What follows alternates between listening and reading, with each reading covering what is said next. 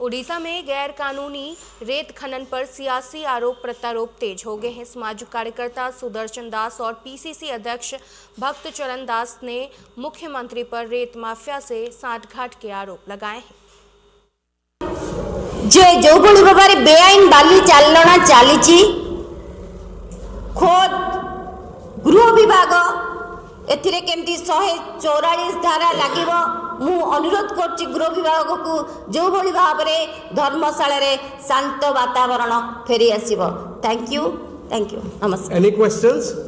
मार्च मासरे 2025 मार्च मासरे सरकार गोटे एसओपी आनले स्टैंडर्ड ऑपरेटिंग प्रोसीड्योर और जो कहले जे पंचायत स्तर रे जिला स्तर रे कमिटी हम एवं से माने सोर्स को आइडेंटिफाई करेंगे कौटू बाली उत्तोलन हम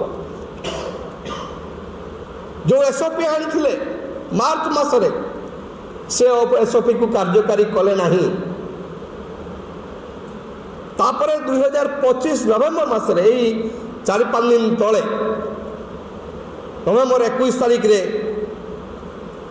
आनले कौन Odisha minerals prevention of illegal mining regulation of trading transportation and storage गोटे रूल आनिले गोटे नियम आनिले एवं से नियम रे कहले कौन जे एमएसपी